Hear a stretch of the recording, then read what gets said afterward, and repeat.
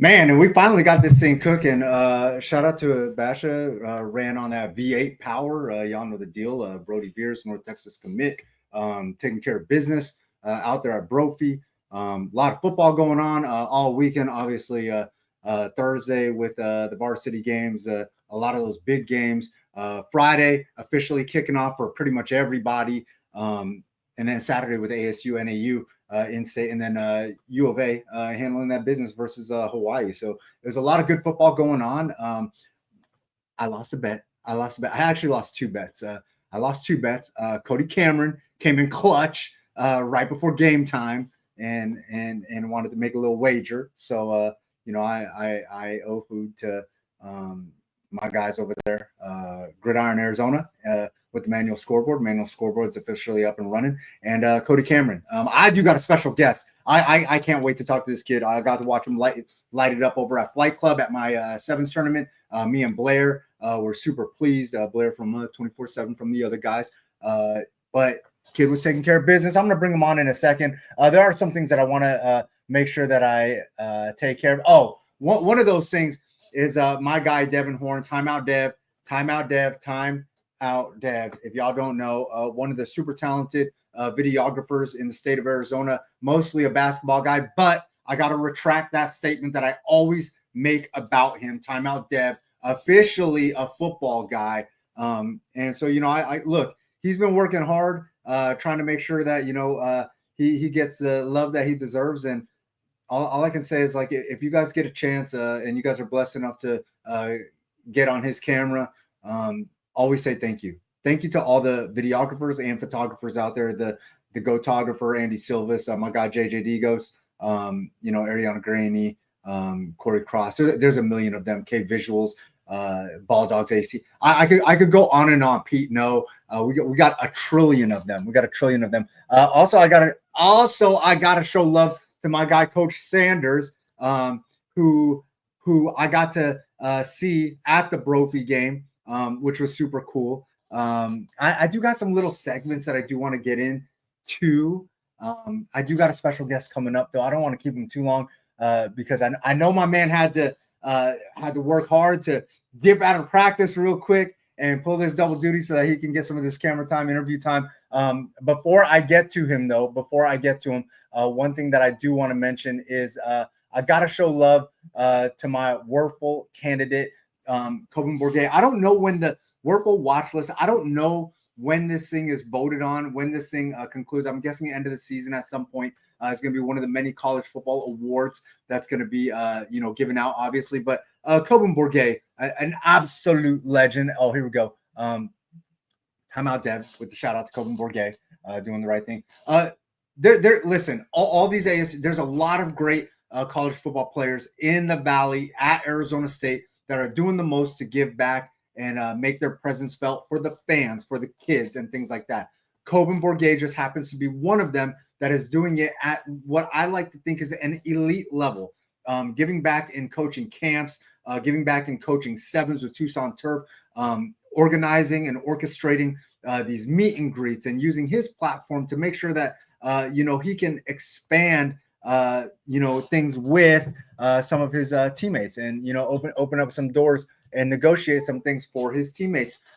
So I just want to make sure that we show some love to my guy, Coben Bourget. And I really hope he walks away with this Werfel award, because I think he deserves it. And it was actually a long time ago.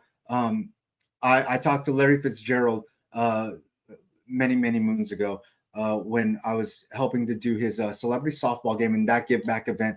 And he once told me that there's a lot of cool awards that are given, a lot of cool individual awards, but not one of them meant more than that Walter Payton Man of the Year award. And that really resonated with me because I was thinking dude, there's a lot of guys that are hyped up about MVP awards, Player of the Year award type things. But he was so gassed up. He was working so hard. My guy, Super Snake, rest in peace, really worked hard to make sure that, that thing was recognized on a national stage. And I see a lot of the same things with Coben. I see a lot of the same things with Coben in how he handles and, manipulates his platform to give back. So, I just want to make sure that I'm listen, if y'all don't like it, I'm doing this weekly. tune out in the first part of this, in the first part of my show, because it's going to be the Coben Bourget Love Fest. Coben Bourget, Trenton Bourget. The other thing is these guys, for everybody that thanks me for Flight Club and the platform that I give these kids, make sure that you guys keep Coben in mind and Trenton in mind, because those are the guys that really, really wanted to make sure that the curriculum of Flight Club, the rules, the structure, all that stuff was in line. So I just want to put that out there. Make sure that you give my guy Coben some love. Couldn't do it without my support. Listen, man. All I want to do is support as many of these kids as possible. We got a lot of great ones that give back. Trenton was always giving back. Coben's giving back. Rattler gives back. A lot of our great ones. Bijan gives back. So Coben, special kids. So just want to make sure that I let y'all know. Like I said, I do got a special guest. I think he's been chilling in the lounge for a minute. So I'm gonna bring him right up, and we're gonna chop it up with this Cactus flamethrower, one of the newest flamethrowers in Mason Crossland's stable. Coach Bellis over there at Cactus, super hyped that he can just worry about his defense because he knows that Crossland got himself an absolute gem. We're going to catch up with my guy, the one and only QB1 over there at Cactus, Luke Berlin. Hang tight.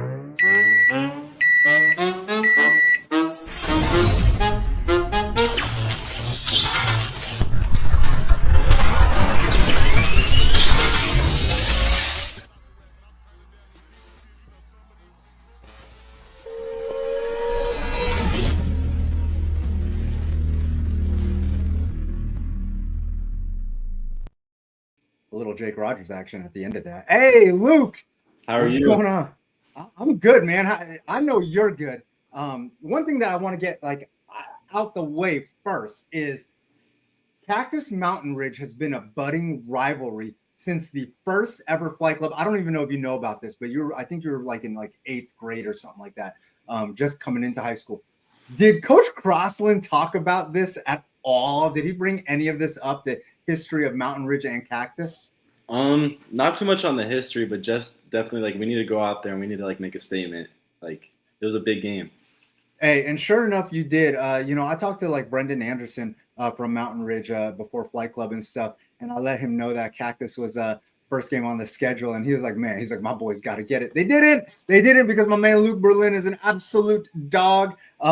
Luke, you traveled a long way to get to Cactus. I'm curious, some of the things in the transfer process, you have to embrace a new culture on campus, in the locker room. How difficult were some of those things, doing that?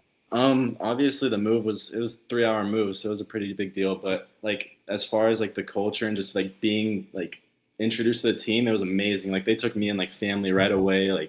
As soon as I got there, it was amazing. Hey, obviously the weather's different. Did you have to, because it's a little bit cooler where you were at before? You were up I guess kind of in the mountains or whatever. I don't know the full geography of Arizona, but I know it was a little bit cooler where you were before. Was it tough for you to acclimate to the climate out here? Yeah, it definitely took a month. It was pretty rough. It's a 20 degree difference, so it was pretty bad. Hey, were you one of the guys cramping up on the sideline? Were you one of the guys hogging the water, making sure that you stayed hydrated? Sure, for that first week. Oh yeah. All right. Hey, man, another thing is, you come in, you get a leadership role, you're QB1. I know you got some young quarterbacks over there, Martin, Lee. What are you doing to make sure that you mentor those guys and give them the opportunity? Because I know that they probably came into the year before you got there. They're like, oh, man, we're going to be competing for this varsity spot. And a stud like you drops in Mason Crossland's lap. How are you mentoring them, making sure that they get better? I have 4 years of varsity experience, so I'm definitely just trying to show them everything I know, make sure they know all the plays front and back, just really making sure that they know the whole offense. Hey, and what's it like your relationship with Coach Crossland, former quarterback himself? I don't know if he preached his history, but you got to look it up, man. He ran them numbers up when he was over at Higley. What's the relationship like with you and Crossland, and how easy was that to work with? From the first day I got at Cactus, that first practice, he took me under his wing. He spent extra time with me after practice, and we would watch film and stuff with the other quarterbacks. It was nice. He's a really good coach. Nah, man. Hey, I love that. Hey, you guys were You guys were in Flight Club this year. Your first year there. Listen, I don't know how many sevens you did previously, but Flight Club, big platform. What was it like for you getting that experience and playing on that stage and getting all those eyes on you like Blair and some others? It was amazing. Like I've never been to a 7-on-7 tournament like that big, and it was just like a pretty big like shock when I first got there. I was like, oh my gosh, that's a lot of people. But it was Hey fun. man, hey, we were watching you drop dimes though. We were like, we went over there because Crossan was like, chill, you got to come check out this quarterback. You got to come check out this quarterback. And he said, oh, he's 6'3" or whatever. And I was like, oh man, it's 6'3". He might be blowing it up a little bit. He might be 6'1". But me and Blair walked over him. Blair was like, yo, dude, buddy's actually looks like he's 6'3". Just dealing with everything that's coming with the situation and being at Cactus. These first 5 games are kind of tough, man. What are you hoping besides the 5-0? What are you hoping to showcase personally? Personally, I just want to like make my family proud. Obviously, it was a big move, so I just want to be able to like show them like everything was like good and like us moving down here is like good, and just make my coaches proud too, because it's a big deal that they like took me under their wing like that, and like just the team, like them taking me in as like family. I mean, I'm so grateful for that. So I just want to go out there and like work hard for them. Hey, no bulletin board material, but the reality is that like you got to have some of these games like kind of circled on your schedule. You got to be looking at the Peorias with the Dante Tysons and things like that, the Mountain Ridge, the fact that there's the 6A school on your schedule, the Horizons, the traditionally tough school. Like, do you have some of these games circled? Like you're like, ooh, this is a game that I definitely need to be on point for, because I need to make sure that whoever's watching this game knows Luke Berlin exists and is ready to play at that next level. I know Horizon, that's a big one. And then Peoria, obviously our rival, that's going to be a big game too. And then just looking forward to all of them really, because these are all teams that I've never played before. So it's like, it's been fun, like traveling to different stadiums and stuff, getting to play them. Hey, so before you were, gosh, it was Blue Ridge, right? Like they shut down the town. How does that work? And what's the difference like in what you experienced week 1 in terms of like crowd sizes and things like that? Honestly, the crowd here was pretty crazy at Mountain Ridge. There was a lot of people, but definitely back at Blue Ridge, I mean, the whole town comes. That's all there is going on a Friday night. So okay, so the size, the audience, like it's not overwhelming for you because you're kind of used to like having everybody there and everybody's eyes on you, like in terms of like fan and stuff like that. Yeah, it definitely wasn't too bad. Man, that's cool. Hey, talk to me about some of these weapons that you got. My man Bell over there, who have you really developed that relationship with? That like you're like, man, dude, these are some absolute dogs that I just can't wait to run with. I mean, obviously Junior Bell. Then we got Javon Clemens. He's gonna be a stud. We're gonna definitely get a lot of good connections. Dalen Moore, he's a stud too. Oh, yeah, I like him on defense. I think that he's a stud defensive back. Yeah.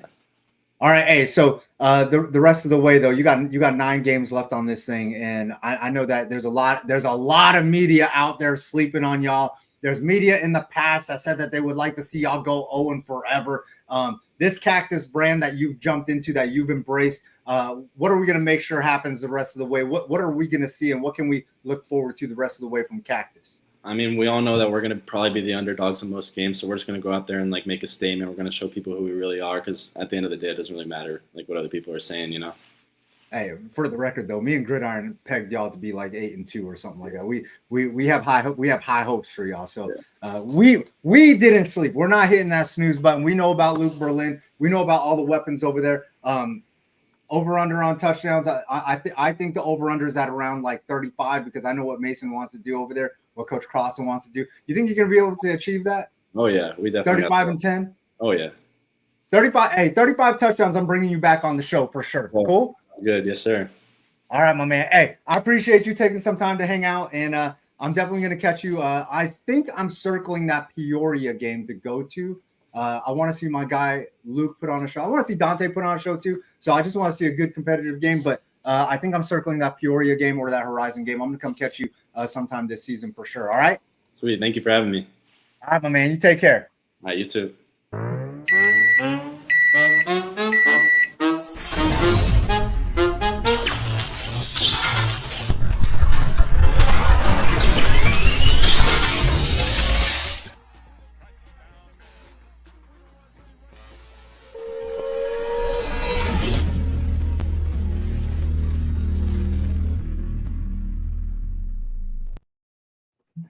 Dang, Beetle. I just missed this comment. Favorite Cactus Oh, uniform combo. Dang it.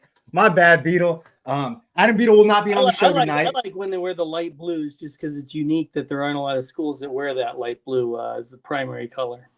I forced Adam to take the week off because he's been going nonstop. So Yeah, he has.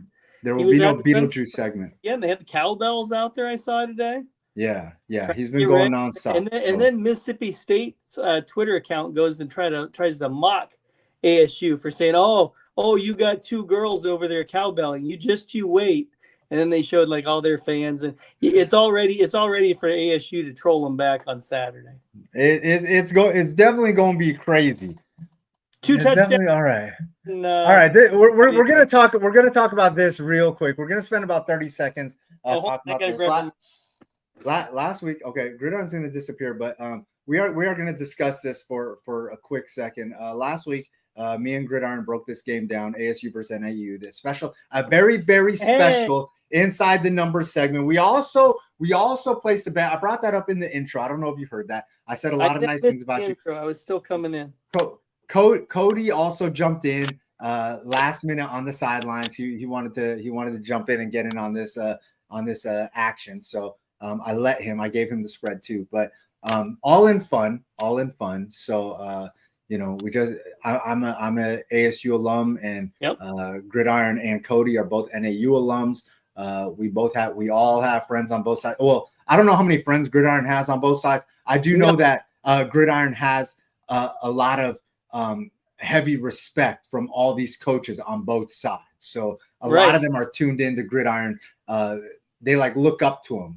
It's been crazy. I've heard the fandom. They're like Gridiron fan stands, if you will. So there is that. There is that, Gridiron. So this did not go well for me, as I now owe two of my esteemed colleagues some food. So, good news for me and Cody. Yeah, one of y'all is getting DeFalco's Deli, and one of y'all is getting some sushi. So there's that. There's that. Is there anything that you wanted to say regarding the ASU versus NAU game? I guess I wasn't able to see the game. I don't have ESPN Plus, and it sounds like even if I did, I wouldn't have been able to see the second half of the game. That's true. It seemed like at the very beginning when it was 14-0, 6 minutes in, I'm like, this is gonna be 40-3 again. But NAU was able to hang in there. ASU committing some penalties, and then the Lumberjacks deciding to play 60 and even calling timeouts on that final last drive, which, by the way, they already had the 28.5 covered anyway. But before that final drive, they made it even a little bit closer after that, getting it down to 19. So, yeah, look, NAU played hard the whole time. I think a lot of what they wanted to do, they accomplished. Other than the victory. They're gonna have their home opener up in the Dome this Saturday against Utah Tech, who played UC Davis very tough last week. UC Davis, a top 10 team in FCS. I haven't seen a new poll yet. I would imagine that NAU didn't get dropped from the FCS rankings, because stepping up and playing a Power 4 team. This looks like the Currents here. They're number 19, so they stayed right where they were. So number 19, going at it this weekend at home. NAU is impressive, man. I wouldn't imagine that they would drop much, if at all. And they obviously we appreciate the $575,000 too. I'm glad that you brought that up. More ASU money going out, just like my own wallet. So it's all good. They're paying, I'm paying. That's just the way it worked out. Listen, they'll be back in 3 years. It was a two game arrangement here. 25 and 28. The reality is I wanted the game to be competitive for as long as it could be competitive for, and like I said earlier, got friends and relationships on both sides, and care about them all. A bunch of kids over at NAU that I've supported for a long time, and a bunch of kids over at ASU that I've supported for a long time. So it was a good game. It was a good game, and I think Dillingham showed a lot of humility and Yeah, he said he was out coached and everything too at the end of the game. And he also said, I just thought that it was great that he talked about how much he wants to support those guys and whatever. So I think that it's a good, healthy relationship. In the end, Dilly's still an Arizona guy. Yeah. So amazing situation, I guess, all around. And ASU got the win, which I think is what we all kind of expected. Yeah, it seemed like minus a couple players. Everybody kind of made it through healthy, which was also very, very important to I think very important to all of us. But I would imagine this Saturday will tell a lot more about ASU to you than last week did. Their team, they can make it back to the college football playoff. Yeah, I would definitely like to think so. I would definitely like to think so. I think that would definitely be the case. But enough about ASU NAU. Mm-hmm. We are gonna start our Inside the Numbers segment, and we're gonna kick this off with a nice matchup that I am super gassed about. North and Casa Grande. I don't believe that we've ever done North on the Inside. Probably not. No portion. Shout out to new head coach over there, Alan Liebau. I'm not sure how it's pronounced, but I'm gonna guess that's it. Liebau or Liebau, but yeah. There's a couple players over here that I think that people should watch and keep an eye on and monitor. One of them, quarterback Eli Manzanares. It seems like he's been in high school forever. I feel like I've been watching him for like 10 years, but probably because he trains with Gio, so I probably have been watching him for 10 years. Running back Marion Davis had a hell of a game last week. I'm sure you're going to go over that. Wide receiver Xavier Garcia looks like he's a stud. Linebacker Aiden Galaves, super talented kid, and defensive back Tyler Richmond. This dog is going to try to make sure that he can make some plays and keep this game close. On the flip side, we got head coach Mark Luna for Casa Grande, and this is a home game for literally Casa Grande because we forgot the E. Shout out to our guy K Visuals. Then you definitely know how to pronounce it if there's no E on the end. It's definitely Grand. K Visuals trying to help me with my pronunciation. So they are officially Casa Grande this week. Players to watch. Super talented quarterback Luke Keaton, who only got a couple quarters or a quarter of work last week. Quarterback Ben Matecki got in there. I believe finished that game up. Running back athlete Doug Cameron Armstrong, talented kid over there, talented ball player. Wide receiver athlete Isaiah Gant. They got a lot of guys that go both ways, and Isaiah Gant's just one of them. Offensive lineman, defensive lineman Rogan Hansen, an absolute problem in the trenches. One of our favorite guys, a defensive end athlete, Avion Williams. Our guy Gridiron did not want to, spoiler alert, did not want to make him this week's Inside the Numbers Spotlight Player of the Week because Gridiron is super confident that North has a chance. We'll find out how confident when Gridiron has to make a decision, not right now. And then safety, Darius Haywood, who I believe will also get some quarterback reps throughout his career. Young kid, 2029 Dynamo. Can't wait to see what Coach Luke does with. I don't know, but he only played the first half, I believe. So I'm not sure if he just played the first quarter or the first half. So it was a close game. That's why. Not like they were way behind and pulled him. No, it's possible that Coach. If he got hurt some things. I don't have the insider info on that. Maybe Beetle can reach out to Coach and find some stuff out and let us know. But yeah, look, I like this Casa Grande team. I think both of us did when we made our projections. Gridiron, I'm gonna let you take it away. Go inside the numbers on this big matchup. North got to make the trip to Casa Grande. North making a trip to Casa Grande. Yeah, we did do Casa Grande. Yeah, you have Casa Grande going 8-2. By the way, I had them 6-4 because I'm a hater. But we'll see who's closer. We got 5A North at Casa Grande. Both teams 0-1. This is Friday night at Casa Grande, which is at McCartney Road and Treckle. That is just east of Pinal Avenue. The 10 kind of splits over there. Last week, North Paradise Valley 34-25. Casa Grande 30-28 ALA Gilbert North. It's been a long time since these two teams have played each other. Both been around since I think the 30s, but they met in 1996. North won 12-7 the last time that they played. So there you go. That's what almost 30 years ago. For North, quarterback Eli Manzanares, who is a senior, 20 of 42 last week, 250 yards and a touchdown. Running back Marion Davis is a senior, had 16 carries, 152 yards, so almost 10 yards a carry, and a pair of touchdowns. Wide receivers, the impressive thing is 7 different players caught passes. He completed 20 passes and was really spreading the ball around.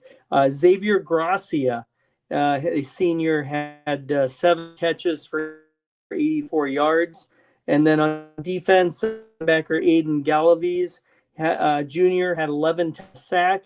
And then as a team, the Mustangs had 3 sacks, 2 interceptions, and a blocked punt. They lost on a safety late in the third quarter. Game was tied at 28, and there was no scoring in the fourth quarter, so it was tight throughout that second half. Catherine did score 1 TD on a pick 6. ALA North held the ball for the last 5 minutes of the game. The Cougars were not able to get it back. Unfortunately, they have no stats posted. Coaches, get your stats in so we can highlight your guys for each week. They scored 28 points. It'd be nice to break down some of them there. We did Avion Williams, of course, the tight end who also plays defensive end. North Carolina commit. Are you still there? Yeah. Your internet is acting up. I had a little thing pop up as internet lost. What's that? Yeah, your internet is acting up right after we do Northcast. Yeah, I can hear you. Your internet's acting up. Okay, just make sure. I had a message pop up, which I don't think I've seen happen in a long time, saying the internet was going out. I've got the Wi-Fi signal still on there. North Carolina commit. I'm sure that Bill Belichick would like to have him by this Saturday. Could there a high game? He had teams that just scored close 30s and gave up around 30 points. So that's what we got. North Casa Grande this week. Okay. All right. I am going to guarantee that this game is going to score. There's going to be more than 19 points scored this game. I'm going to guarantee that. Eli Manzanares is capable of putting 19 on the board by himself. So 7. Yeah. There's no way under God's hot sun, which we do get, which happens in Arizona frequently, that this game is going to only have 19 points. I just don't see that happening. Rain Friday. Sheesh. Okay, maybe it's going to. Maybe if there's a big monsoon in Casa Grande, it could be. I don't see that happening. I think there's going to be more than. I think there's going to be more than 19 points in the first quarter. Definitely more than 19 points in the first half. I really want to. I really want to go with the home team on this one. I really think Casa Grande can get this victory, but I just don't know what the situation is with these quarterbacks. Seeing 2 quarterbacks play always scares me. However, that worked against me with Sal Point Marana. I had no idea he didn't play that much because no posted any stats, but interesting.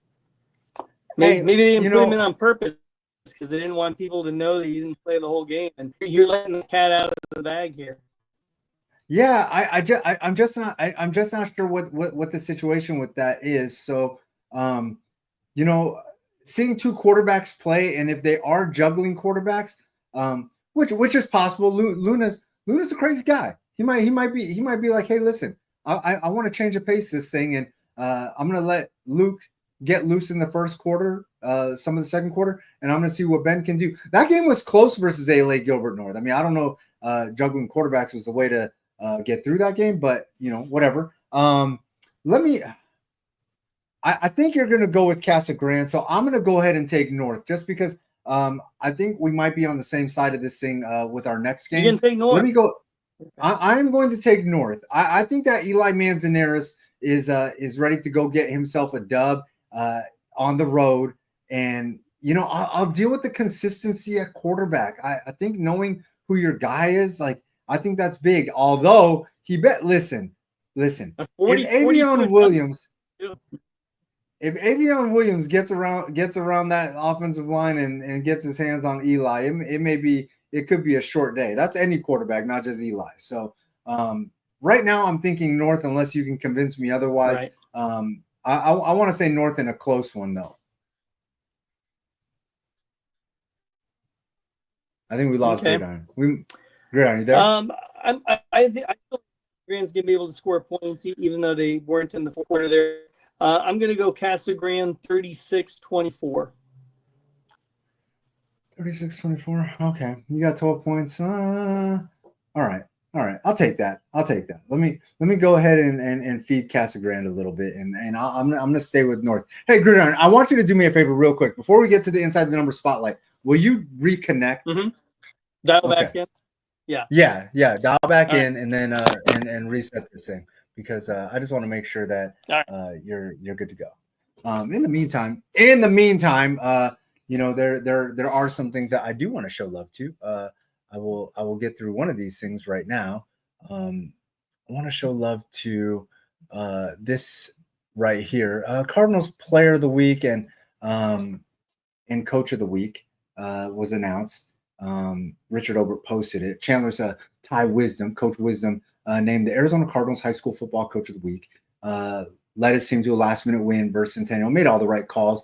Love what he's doing with that team over there. Sprott. This is a guy that he told me way in the 7th season. He told me that dude was going to be an absolute stud for him, and watch out for him. And he certainly is.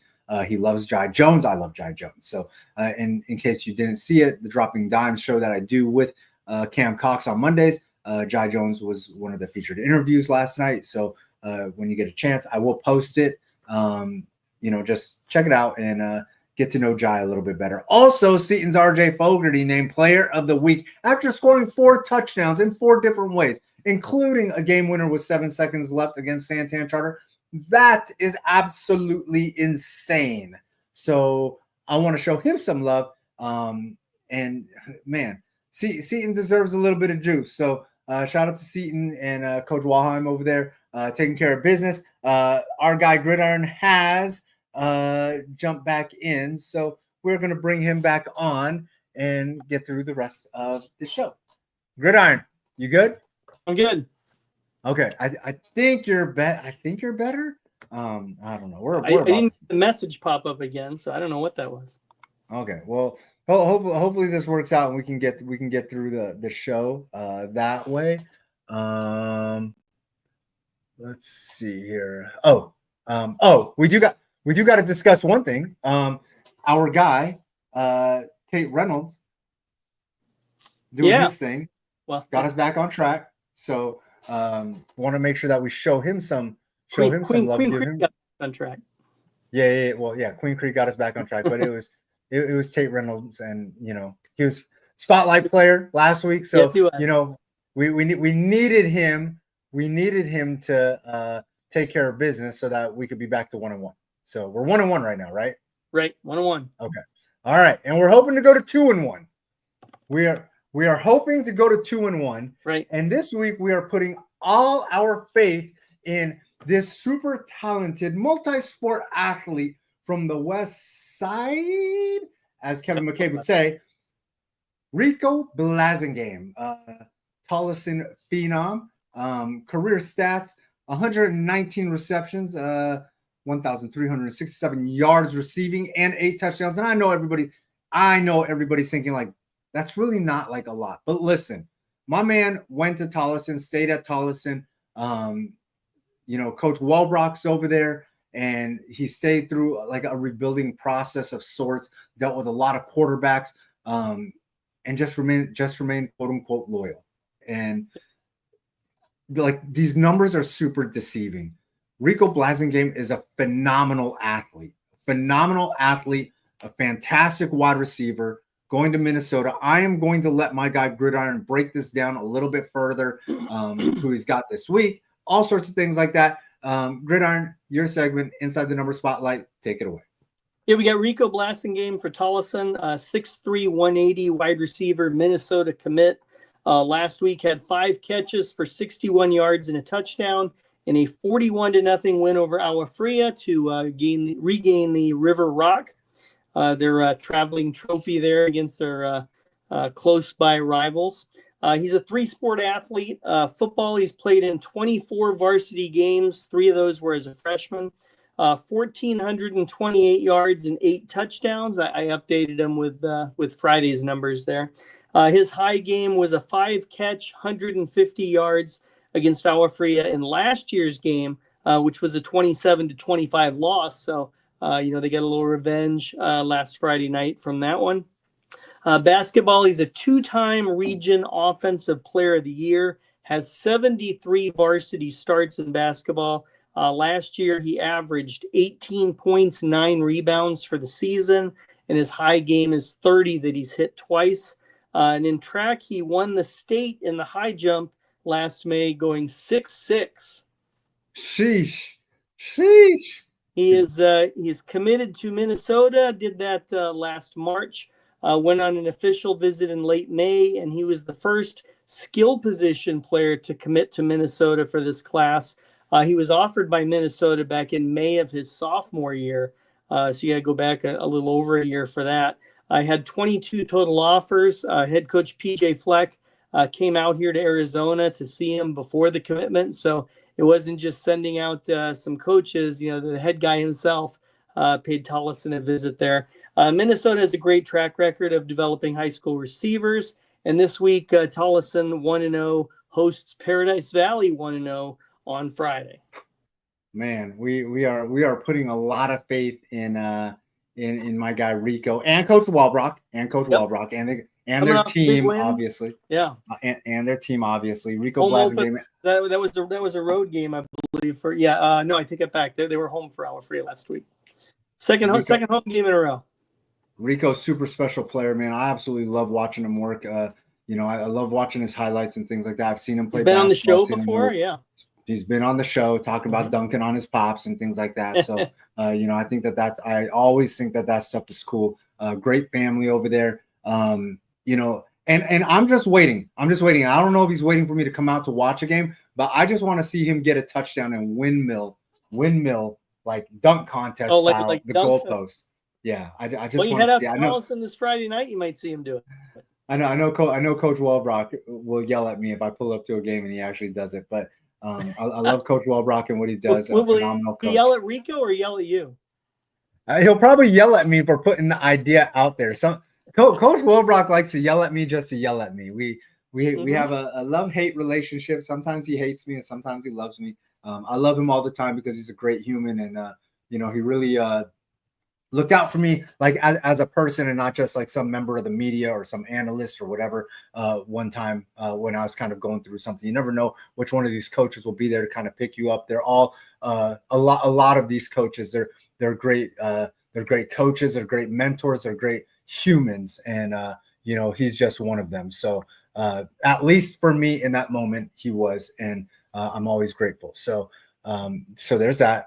Our guy Rico Blasingame. We're relying on Rico to get us back on our winning ways with our inside the number spotlight situation. Yeah, continue our winning way. Put us on a streak. Yeah, put us on a streak because we've already won one. Now we got to win 2. Put them back to back, and we got ourselves a streak. So because we had a wild, insane upset week 1, of which that team is still trying to figure it out. So Winnipeg still hasn't scored yet. Yeah. Oh man, I wasn't gonna put that out there. Okay. Maybe it wasn't such an that week 1. I don't know. All right, Gridiron. Manual standings. It is time for the manual standings. Yeah, it was a rough week. We got to give tribute to a couple of teams here. Man, one of which you were out watching. That's Desert Vista defeating Cesar Chavez last week. We both went against the Thunder, and then the big one down in Tucson that came down to the very end of the game. Marana getting stopped, I think, at like the 1-yard line, losing the game to South Point by 2. We both had Marana, so chalk it up as a pair of losses for us here. That puts Man. me at 1-3. 1-3, yeah. So that's below 500 there. Oh man. Okay. You had 2 chances to beat me last week, but you agreed with me. So there you go. Oh man. All right. But we are gonna move on. We are gonna move on. Yeah, And one more game. Hope that the host of the show can get back on the winning track and make this thing cook. This is a big game. This is a big game for a lot of reasons. One team is trying to figure things out and figure out all that went wrong last week, because a lot went wrong, and the other team is trying to make sure that they can stay right while they wait for this super talented flamethrower to come in, one Dom Parmigiano, but they have adequate quarterback play right now, obviously, and getting a dub on the road, I believe. In they went out of California, right? It was in Nevada. They went to Las Vegas, yeah. Yeah, it was it. So Coach Enders, amazing coach over there at Red Mountain.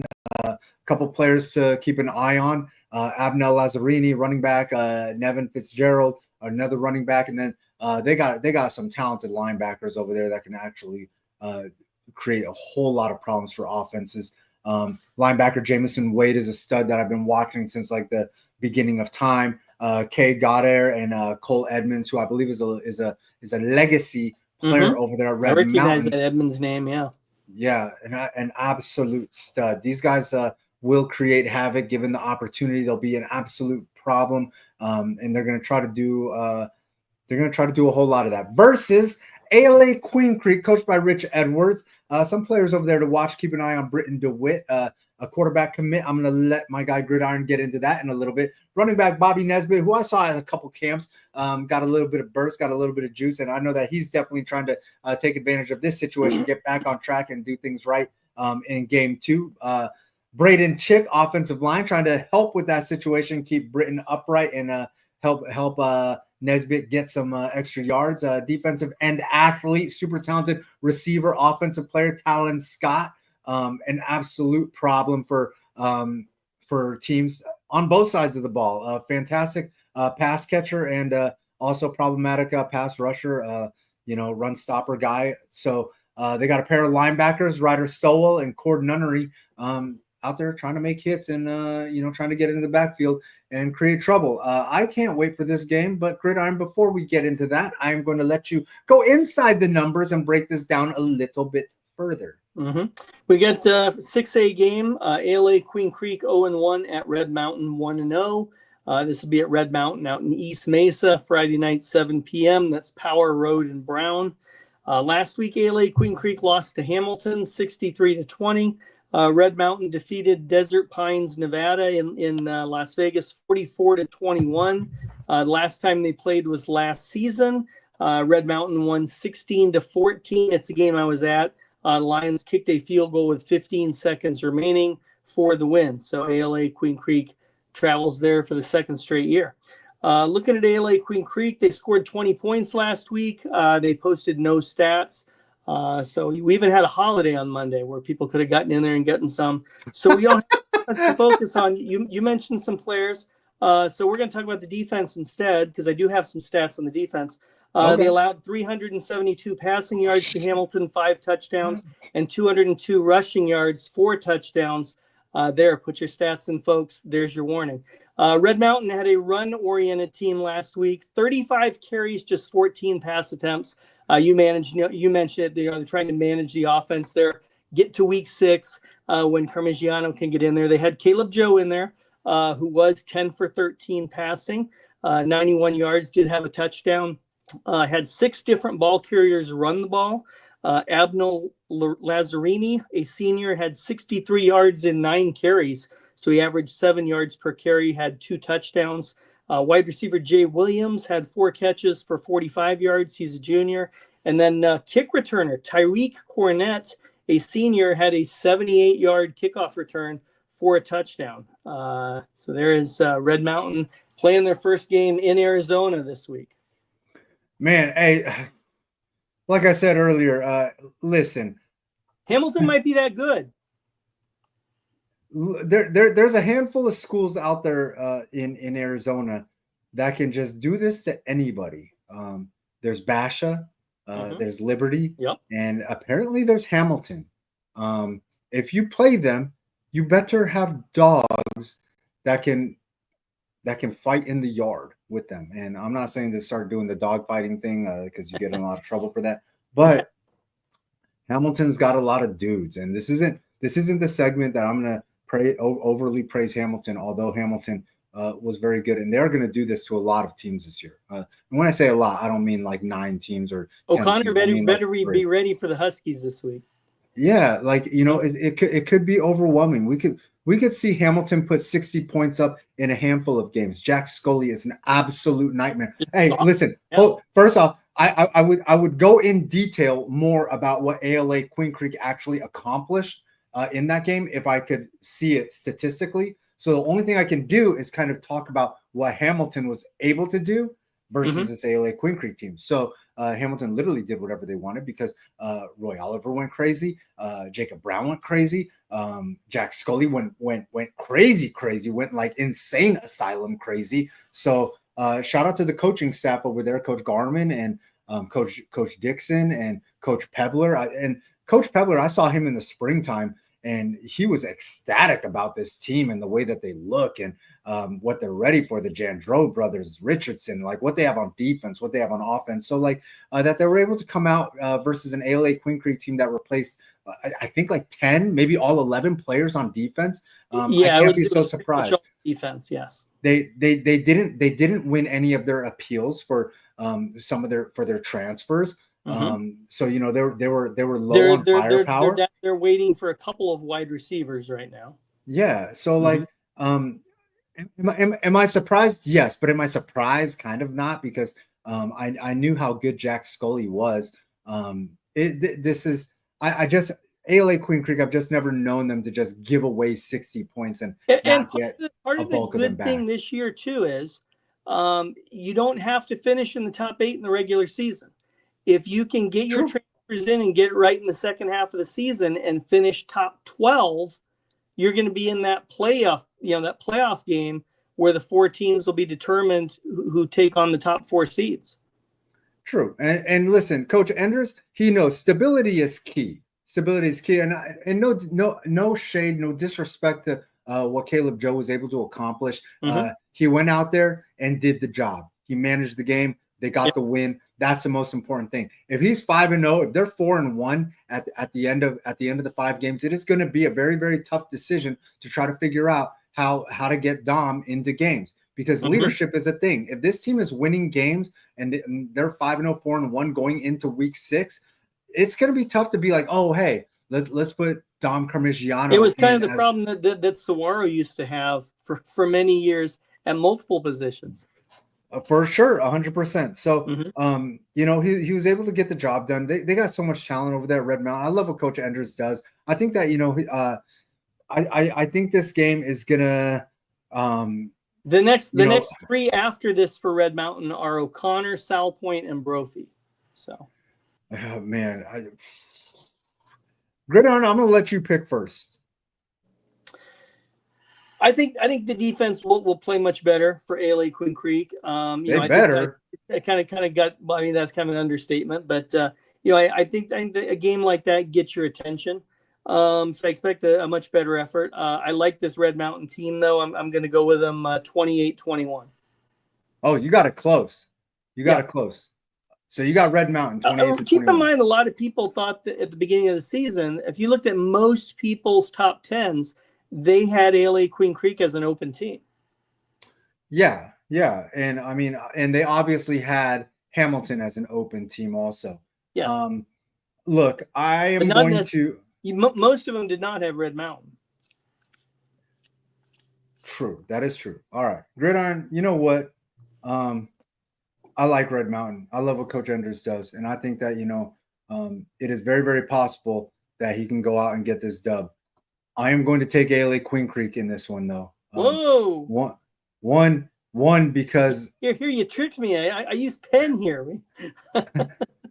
one because I literally do not believe that Coach Hall as the offensive coordinator is going to allow his team to come out so subpar back-to-back weeks against a reputable power team like Red Mountain after a shellacking that he took versus Hamilton.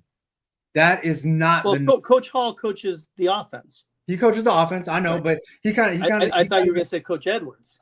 No, Coach Edwards. There's nothing Coach Hall could have done about them giving up 574 yards. There is nothing he could have done about that except make sure that his offense stays on the field and try to cut that time of possession.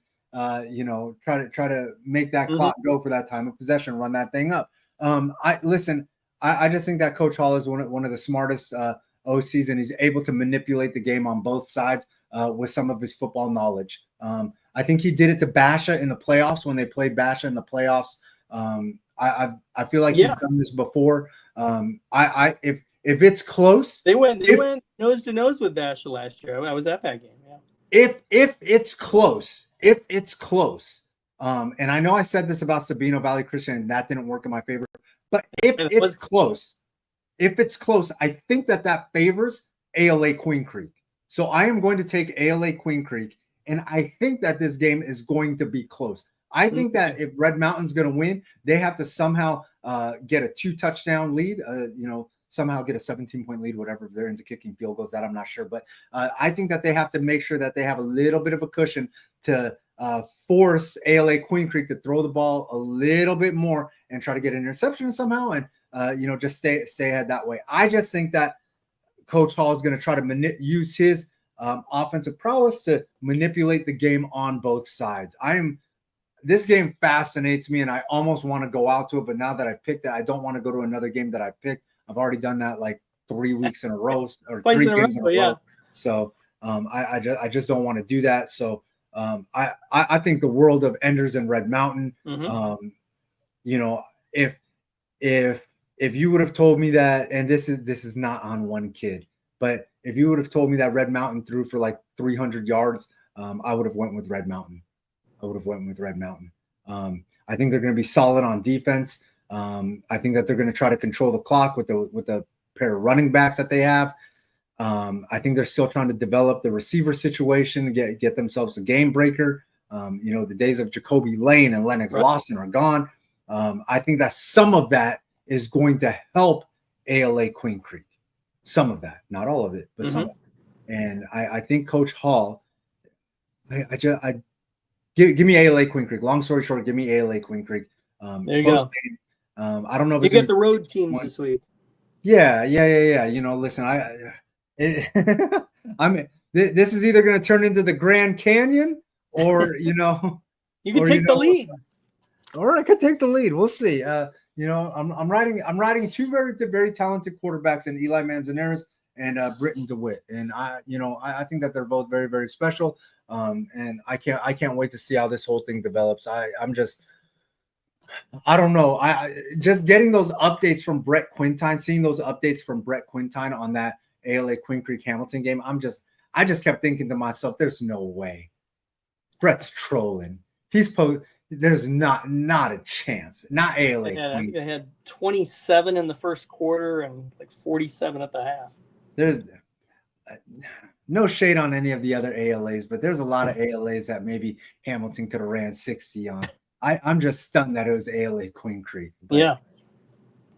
But like I said, credit to Coach Garman, credit to Coach Barrett, credit to Coach Dixon, credit to Coach ready to play. Credit to Coach Tucker and all those guys at Hamilton for what they were able to accomplish. They absolutely embarrassed ALA Queen Creek, and ALA Queen Creek knows that. That was a road game for Hamilton too.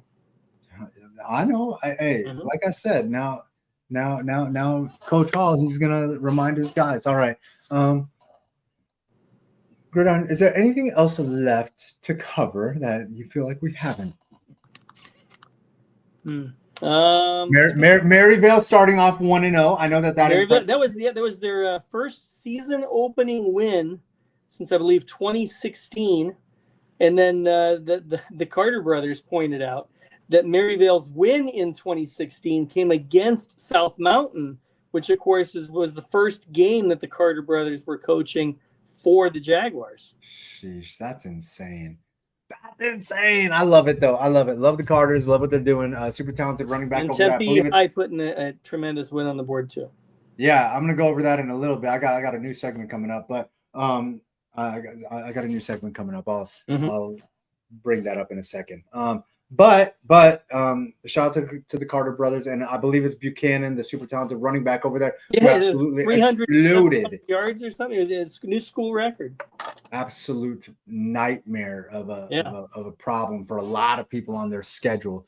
And I'm gonna go see one of those teams that's on their schedule. I'm gonna go see Eastmark this week on Thursday. Epic Sports Network. Shout out to my guy James Poovey with his Thursday. Is that night Walden movies. Grove they have this week? Walden Grove, and I'm gonna go see my guy Ed and Sonia Blade, and I believe Beetle will be out there. So Sports gotta Network, show love to those guys. that one, yep. Yeah, 12 plus. Gonna be on 12 plus. That's right. That's my 12 plus family since 12 plus. You're in the family. Did you have a show yesterday? Yeah. Of course. Hey, no days holiday. on. No days. Okay. Gridiron. When have you ever known me to take a day off? We do the 2-piece on Christmas. Well, I knew you don't take it. I didn't know if that was a Cam thing. If he was taking the day off. No, that's a chili. I didn't know if they took Labor Day seriously over there at Channel 12. All they do is labor. They do that hard labor. All they do is work. The team over there. This weekend begins where Cam really has to do a lot of work because he's going to have Friday night high school football show there at 11:35, the Fever. Facts. And then he'll be on the plane Saturday morning to New Orleans covering the Cardinals against Spencer Rattler on Sunday. I can't wait. Are you cheering for the Cardinals or are you cheering for I'm Rattler? cheering for the Cardinals. Sorry, Spencer. Oh wow. He is a hater. He is a hater today. Sheesh. All right. Gridiron, I always appreciate having you on the show. You're such a big part of Chili's 2-piece, and men lie, women lie, numbers don't. Manual scoreboard officially in effect. Yep. And I'm gonna catch you next week. 2 new games, 1 new player, and I have no idea. I never know what games Gridiron's gonna pick. And we do got to do. I have to wait till the Friday nights played before I figure out who we're gonna do for Saturday. Oh, facts. All right. Also, I do owe you some DeFalcos. Yeah. Chop. Way to go, Lumberjacks. I am not sure.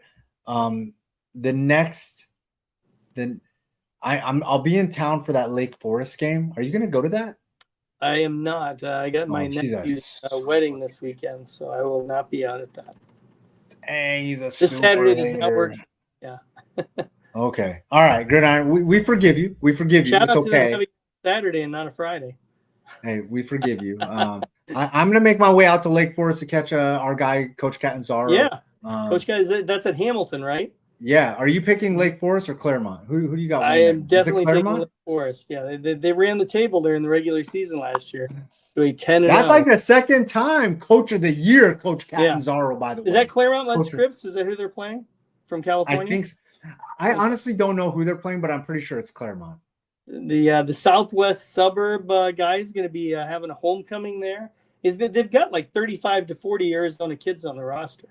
It's definitely around 40 because he's close to having to get a state 48 tattoo or something like that. So is the Epic and 12 plus showing that also? I don't think so because I know that Poovey will be broadcasting the Perry game versus Granite Hills. Oh, that's right. That was what I saw because Perry plays opposite that. Yeah, right. Kale Snyder versus Zachary Benitez. It's Granite Hills. Granite Hills, I believe, 2-0 going into that game. That game is going to be intense. But I got Lake Forest winning. Also. Yep. So I'll be out at that game. I'll keep you posted. Follow your guy on Twitter at JustChili, Instagram, Twitter, Snapchat. You know the deal. Gridiron, I'll catch you next week. 2 new games, 1 new player, and I owe you DeFalcos, and we'll get that. Probably the maybe. I'm here all we season. Can do it we can do it any. I know, but I go back to California every now and then. So, yeah, it's quite a commute. Maybe we'll do it on a Monday. Can we do it on a Monday?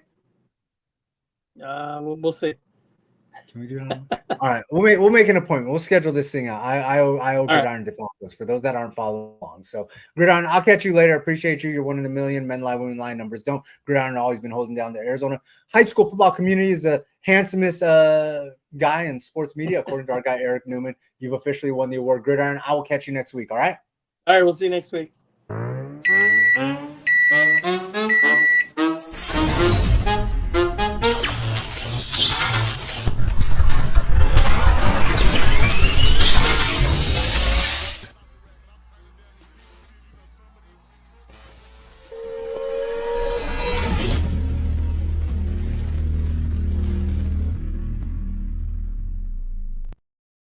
By the way, there was about like 20 players that I could have posted as my standout players from that batch of Brophy game. I could have mixed it up on both sides.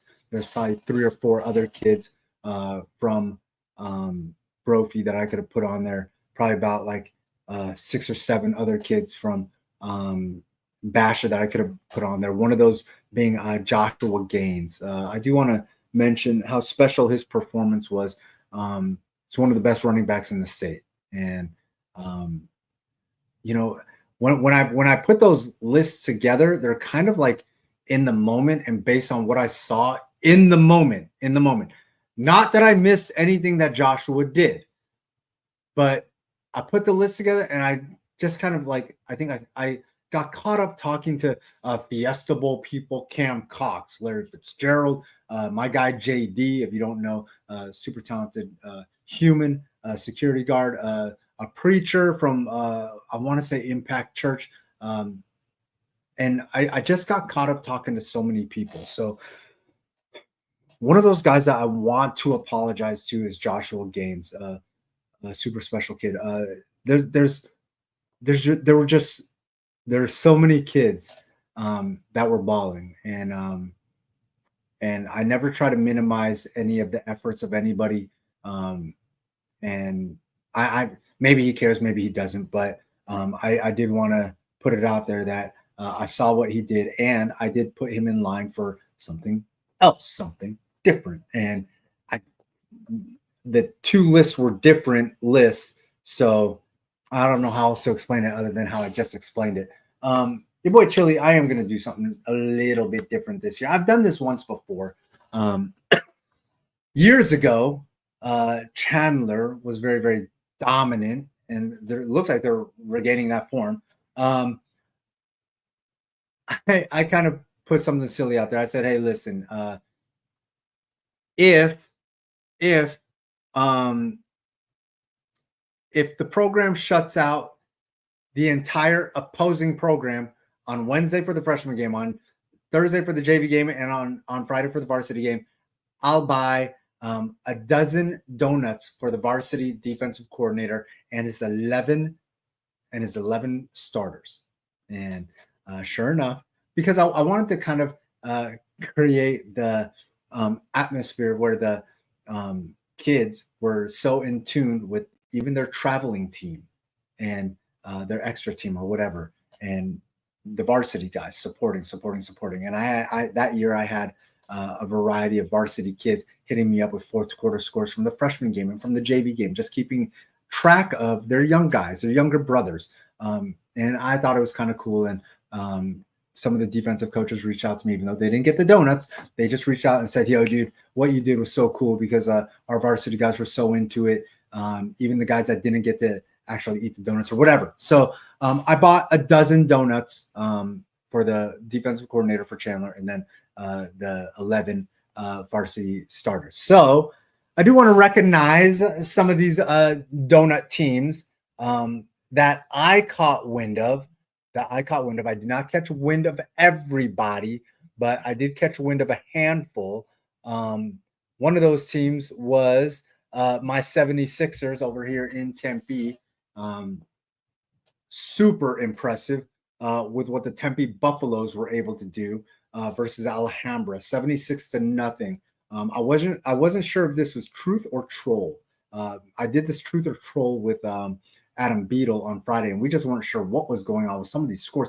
Absolutely crazy. Tempe poured it on. They didn't stop. They ran the bill up, and they beat Alhambra handedly. I know a lot of media members were sleeping on Tempe for rankings and things like that. Hopefully, y'all not hitting the snooze button. Will Tempe do this again? I'm not sure. I think they got a tougher opponent coming up this week in Carl Hayden, who is going to try to make sure that Alhambra or that Tempe doesn't do to them what Tempe did to Alhambra. So super curious to see how that plays itself out. Love what Coach Freeman is doing. Good friend of the program, always a supporter. Shout out to my guys Saul, shout out to Zion, Mark Jackson, Lara. They got a bunch of dudes over there that put in that work. Another game, Coach Early over there on the west side, doling out some punishment. Phenomenal job by Millennium, 62-0 over Fairfax, a stampede. Want to show love to the Millennium Tigers. My guy, Coach Early, getting his program right out the gates. No mercy, none of that. Get this running clock going. Add a little bit of something to it, and take this dub and go, and we'll send the other team home, right? Because Fairfax was on the road. Shout out to Millennium, great job. Coach Early had his guys fully prepared. Listen, Fairfax is going to get this thing right. They're going to figure it out, and they're going to make sure that next week they don't have the same thing happen. So there's that. Up next, another score that was sent to me. Listen, shutouts come in all shapes and sizes. Not all of them are voluminous blowouts. Valley Christian took care of business 6-0 over Sholo. Made the trip, came back with the victory. Shout out to Valley Christian. That defense is really, really good. This is a team that's probably going to compete at the top of the 3A all season. At least I think so. The way they put the work in versus Sabino, and then what they did versus Sholo, going up there and grinding out a victory like this, not easy. So shout out to Valley Christian, Coach Peterson, and the crew over there. The Pickett boys. I'm sure that these guys took care of business. Love what Valley Christian has going on. Up next, we got, here we go. This one kind of surprised me. I didn't know what to expect, but this team, Dysart, the Demons, did some demon-like things to Santan Foothills, 40-0. So shout out to Dysart getting that dub and sending Santan Foothills packing. Nothing left to say. Dysart gotta be ready for next week. It's gonna be another big game and another opportunity. Gonna see how that thing works itself out. But 40-0, I think that's a big deal. Dysart definitely trying to make that move. Who else do we got? I think we got like two more. A little surprised by this one too. Very, very impressed. Canyon del Oro, the Dorados, 49-0 over Trevor Brown, the Bruins. Canyon del Oro got started quickly. 21 in the first quarter, 21 in the second quarter. Got that clock running before halftime, and a little bit before halftime, because I think it runs at 35 if you get 35 in the first half. Took that big victory home, and kind of eased up on, put the brakes on a little bit and slowed it down for the second half. Got 7 more points in the second half, and went home with a big victory. So shout out to Canyon del Oro, the great job that they are doing over there. Post a couple of years ago, they won a championship. So shout out to them for keeping things right over there. On to the next one. Let's see. I think we got one more. Left. Yeah, we just got one more left. So we're going to show some love to our guys over there at, I think there's another West Side. Sunny Slope, 53-0 over Central. I know Central's trying to put some things together, all good. But Sunny Slope really doing their thing. Can't say I'm too surprised. Super talented quarterback. So Royce Vanacore, I think that he's absolutely special, and he was absolutely dealing on that night.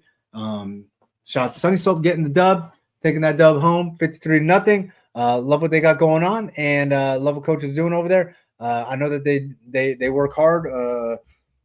Luke Moga, the Oregon quarterback, always anytime I talk to him, always asking me if I'm keeping up with Sunny Slope, and the answer is yes, I am. So there's that. Those are my I'll think of a cool name for them, but that's my donut gang right there. And that's who reached out to me. Those are the schools that reached out to me to let me know what they did. And I think at the end of the season, whichever school reaches out to me the most, I think I'm going to send them a dozen donuts. I would send a dozen donuts. I'll send a dozen donuts to as many teams as I can. I'll figure that thing out. But I'm just going to keep tabs. I'm going to keep tabs and see, who can listen. It's not about humiliating people, but you motivate your guys. You do a great job coaching. I think that should be recognized. I definitely think that should be recognized. If it means that a couple teams have the bill ran up on them, those teams, just got to do things a little bit differently. So shout out to all the teams that handed out donuts. And at the end of the season, I'm going to hand out some donuts myself. So other than that, your boy Chili, I'm going to make my way out of here. I got some things that I got to do, and I got to try to get ready to get on another plane. Your boy be traveling too much. Other than that, hopefully we do not deal with a lot of weather issues this weekend. I just want to make sure that everything runs smoothly. If I can bring some of that good weather, I promise I will. I'm trying to keep things cool in Arizona. The weather in California is absolutely amazing. So I do got to catch some California games. I don't know when I'm going to do that, but I'm going to try to make sure that I see as many Arizona games as possible. Tomorrow will probably be my first freshman game. Not sure which one I'm going to go to. If you want, feel free to reach out to me. People keep asking me, am I bringing back the freshman 15 conversation post game? I'm not sure. The answer right now is I'm not sure. I'm thinking about it, but I'm just not sure. Also, somebody just hit me up and said that the beeping sound in the transition is super loud. Listen, it's there to wake you guys up and let y'all know, like, hey, we're back. Football season's back. Also, thank you to my guy BJ Media for getting me the clips, and so that I could do that, so I can recognize more kids. Shout out to all those Basher kids that are in there because they scored a ton of points in that game. Also, shout out to ALL.net for always supporting their guy Burrito Express. 12 plus for letting me do the Drop and Dimes segment with the Drop and Dimes show with Cam Cox. And shout out to Recruit ID. I couldn't do it without them. And my guy Greg Rosenberg. Before I forget, basketball season, when it comes, he's the guy to stay in touch with. Had a great camp, had a great Southwest basketball camp. Your boy Chili, official sponsor. Want to make sure that those guys all dressed up, had the dope jerseys and all that. I probably should hang one of those things up. I'll probably move like one of these like shoe things somewhere, whatever. Your boy Chili, I'm gonna make my way out of here at Just Chili. Instagram, Twitter, Snapchat, holler at your guy. Anything that you need, you know the deal. Just tag me. Just Chili TV on YouTube and TikTok, but I don't do a lot of stuff on TikTok. Although I'm gonna start at some point. I am going to start. Forks Up Forever. Y'all know the deal.